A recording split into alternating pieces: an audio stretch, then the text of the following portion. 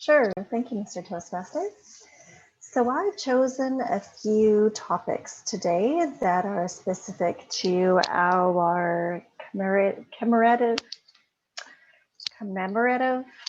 63rd anniversary celebration and milestone. And so I will say the question first, and then I'll say your name. And that will give you the opportunity to take yourself on mute and then to tell us your thoughts on the question. So Denise, as a guest today, would you like to participate in our table topics? Perfect. All right. And Casey, as well as Mark's sister, who I forgot your name, would you also like to attend and be part of this? Okay, perfect. Okay, so let's get going. So I did a little bit of research on April the 12th in 1963. And here's what I found out. That according to ancient wisdom, here we go, Google again. According to the ancient wisdom of Google, the number 6 means that you should rid your life of negative energy and embrace inner peace and self-love. The number 6 means that you should rid your life of negative energy and embrace your inner peace and self-love. Lionel, has there ever been a time in your life where you needed to rid your life of negative energy and embrace inner peace and self-love? Thank you very much. I think that question was made for me. Yes, because you said number 6, it's bad energy. And in Dominican Republic, when I was born, Catholic religion and other Christian religion, they thought that not only 6, 3 times 6, 666, it's very bad.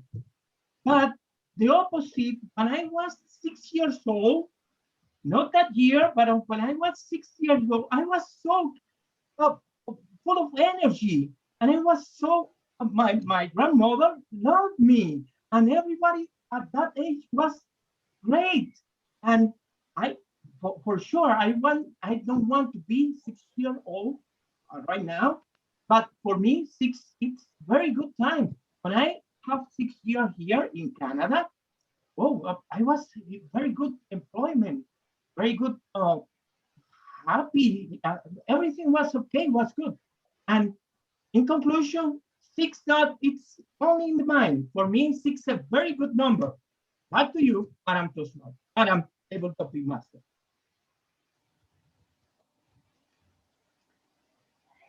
You know, Lionel, in mostly every speech, your grandmother has played a big part in your life.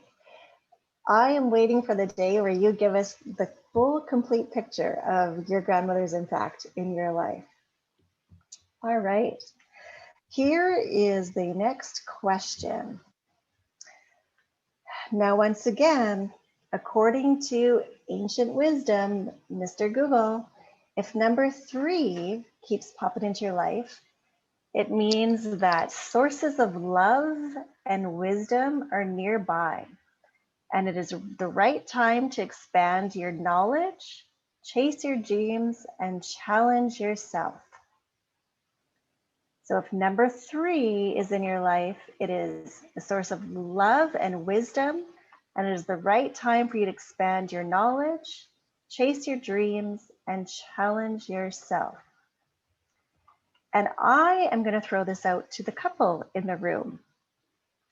I'm going to ask Heidi, has there been a time in your life when the number 3 of knowledge and wisdom have been nearby and you need to chase your dreams and challenge yourself?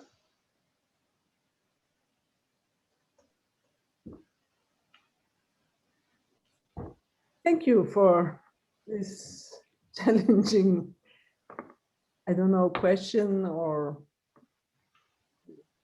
anyway.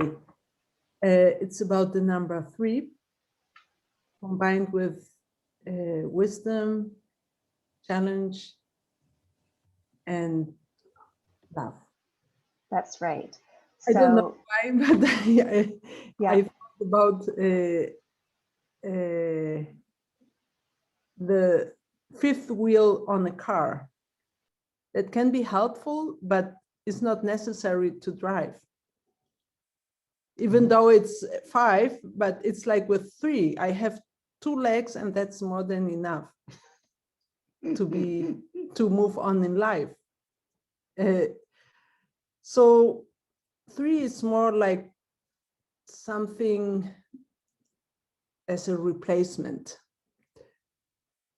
but that can also be enriching, but also hunting. It's like ménage à trois or something. Mhm. Sorry, I just, it came to my mind. No, I mean, 3 is something that, like for example, I think everything good is twice. And the third, it's not necessary. Mm. Yeah. But coming back to wisdom, like wisdom, compassion, this is more than enough in life, this combination. And love will just be part of it. Back to you. Thank you. thank you, Heidi. That was very enlightening, and I can say very unexpected. I don't know you. I've only met your husband, Christian, and I can tell that there is a lot of unexpectedness in your marriage. So thank you for sharing that. All right. Now, but let's turn the tables now. This question is going to be for Christian. So Christian, Mhm. in China, the number 3 represents the 3 stages in the life of humans: birth, marriage, and death. Can you tell us of the 3 stages in life, birth, marriage, and death, which one has had the most impact on you? Thank you very much for that interesting questions. I just want to say, in general, 3 is an important number in my life. Starting that I'm born in the 3rd month of the year in March, which means also something to me. And the number 3 came across in my life many times. So now what's more important or what's more impact for me? The birth, well, I can't remember in the birth, but I'm here. So it has to be a very important event in my life, obviously. Marriage, I'm now for more than 23 years, or more than that, married, happily married. So that's definitely a very important event. And I still remember very well our wedding. Well, and the last one, the death. Well, I hope it's not coming too soon, but you never know when it will happen. So I can't say about anything because that is hopefully very much in the future for me. Thank you very much for that questions. Back to you, Mr. Table Topic Master, Madam Table Topic Master.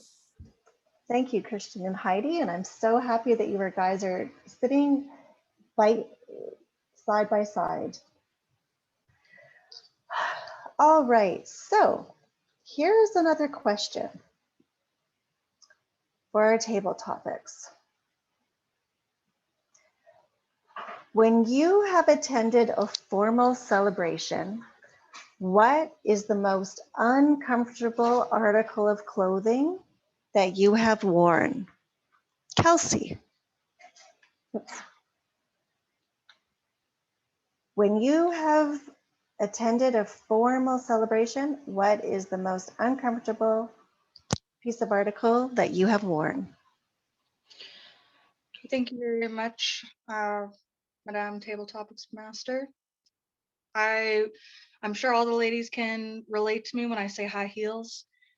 As adorable as they are, as cute as they are, you know, they make me tall. I'm actually quite short in person. You know, some of you don't know me, but I'm pretty short. And so, you know, I'd have to say, like, even with our 60th anniversary, I was wearing heels. And I have to say, I probably would have had a lot better of time if I wasn't wearing them, you know. So I definitely have to say that. Otherwise, you know, I actually really like dressing up. It's one of my favorite things to do. I love wearing like the pencil skirt and the, you know, the really nice blouse, you know, like that's just adorable. Throw in some flats, that makes it even better. But like I said, I'm sure ladies, you can definitely agree with me. The high heels are, it could be better without. Thank you very much, Table Topics. Back to you. I completely agree. High heels are definitely worth it for about 20 minutes to 2 hours. After that, it's done. It's over. It's time for bare feet. All right.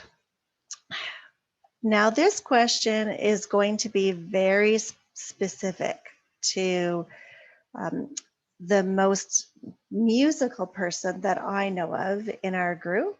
And this question is actually for Pierre. So Pierre, in 1963, in April, people were listening to two songs. One was Tequila by the Champs, and the other one was Loda Woman by Marvin Rainwater. So I'm going to attempt to play these. I hope you guys can hear them. And Pierre, you're going to tell me which one of these you like, which is your choice of listening bliss. So this one is going to be Tequila by Loda by the Chaps. Okay.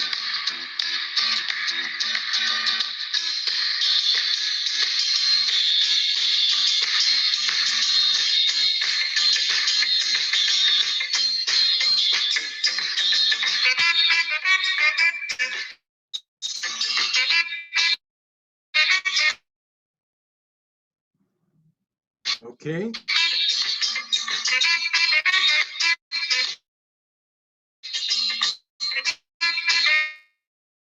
Yeah, I know that one.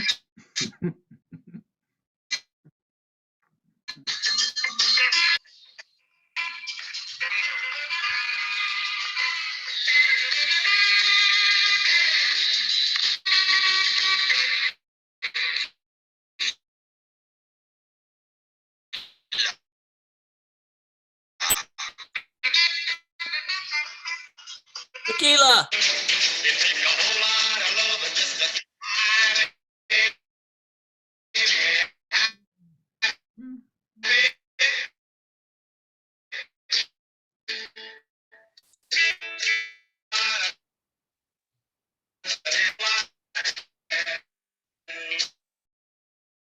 You're freezing up.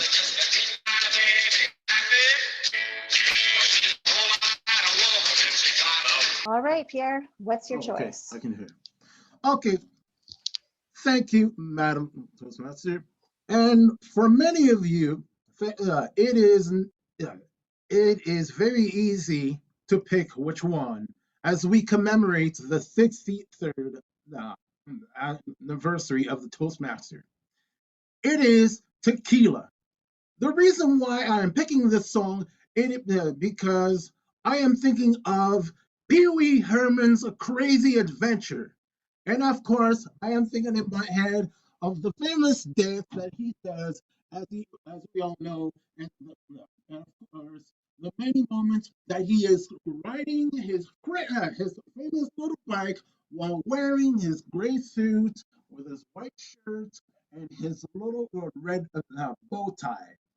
Oh, the many times that during that 80 shows, you know, Paul Rubens is wearing is actually portraying his famous childlike character.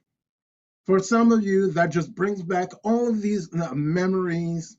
Some of you, as I describe the show, it just brings back childhood memories. You're just even smiling right now, just because you know that you were watching that show when you were younger. And that just another way that I can help you commemorate this anniversary. Back to you, Madam Table Topics Master. Thank you, Pierre. Yes, the first song, Tequila, definitely makes you want to get up and dance. Absolutely. All right. Now, April is a very famous month, and there are actually a lot of celebrations happening on April the 12th. Would you participate in one of these? The Deer Day, drop everything and read. The Grilled Cheese Sandwich Day, International Day for Street Children, or the Russian Cosmonaut Day? Denise, our guest, which of these celebrations would you participate in, or which of these have a special meaning for you? Deer Day, drop everything and read. Grilled Cheese Sandwich Day, International Russian Cosmonaut Day.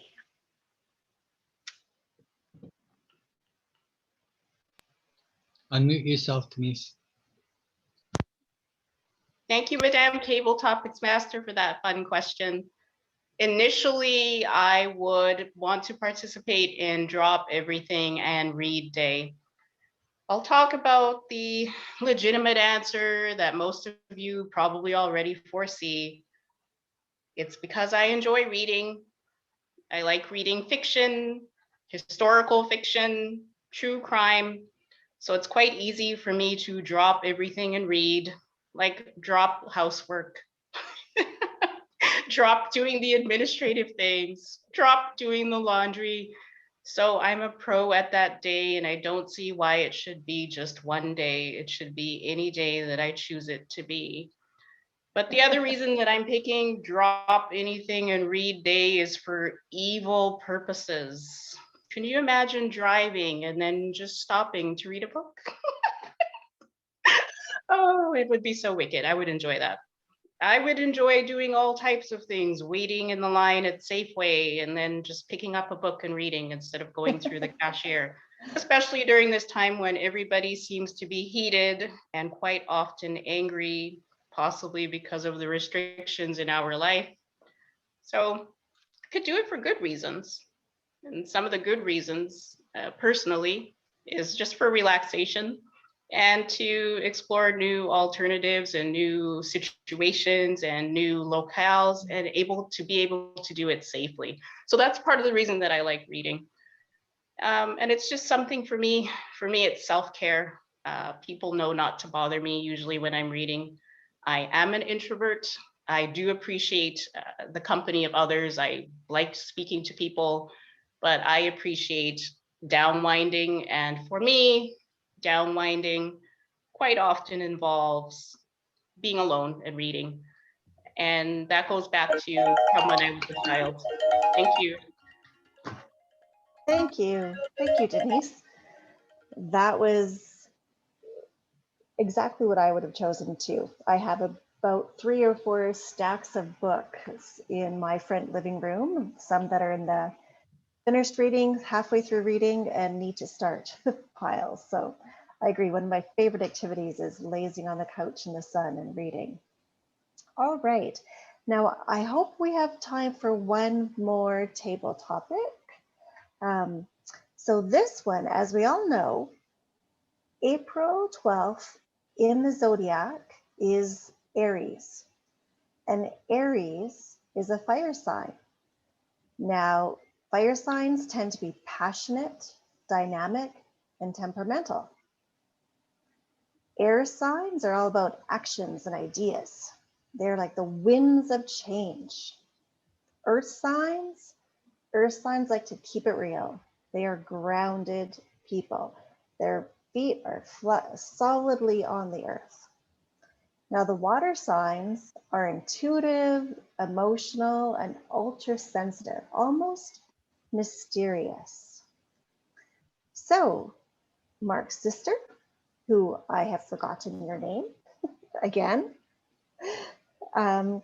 which of these is either your sign or describes you? Are you fiery?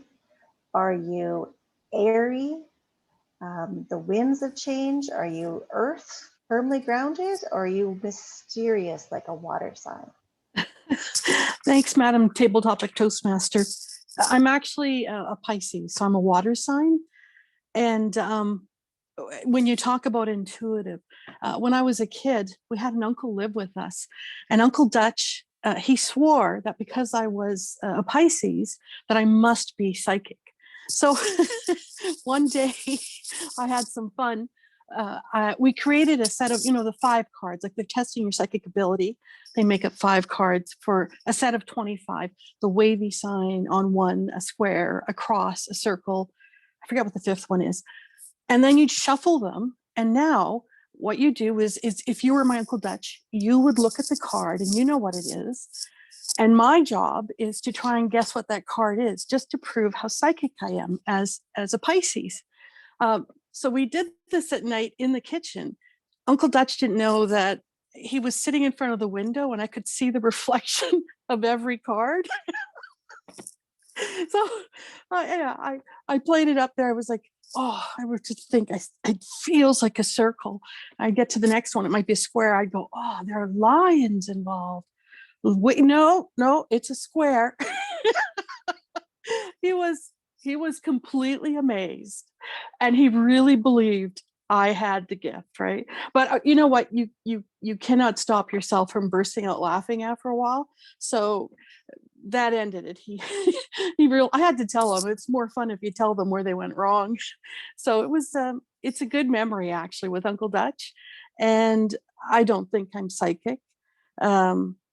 I'm not really sure how convinced I am that the signs actually prove what your character is, because I believe that with every sign, I could find something in me that would fit with it. So, but it's very interesting to look at. Thank you again, Madam Toastmaster, for the question. And it's hard for me to end a speech. I always want to say thank you, and that's what I have to learn. Well, thank you very much. I am not sure that I have ever met somebody that's actually your sign. I admit I'm a fire sign. I am fiery. I am passionate. I go from 0 to 1,000 in energy and anger. So yeah, it's pretty obvious what I am. That's for sure. All right. So here's another question from my magic ball that I've researched today. Scrolling back and forth to find one. Now here's one. Our Toastmaster for this evening has very obviously chosen coconut cream pie as the celebration snack. And he has been telling us all about how delicious this coconut cream pie is. Bernadette, do you agree with our Toastmaster's choice of celebration snack of coconut cream pie, or would you have chosen something else for today's celebration?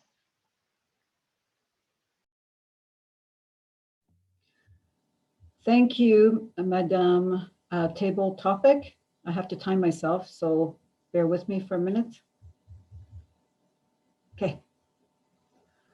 No, I would not have chosen coconut cream pie because as a woman, I'm always on a diet, constantly on a diet.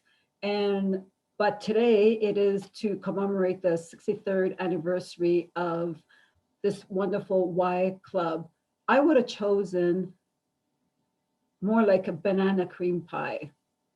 And the reason why is because I love to take the pie and just shove it in my husband's face as a joke. But oftentimes I don't do that because I'm afraid that he might get mad at me.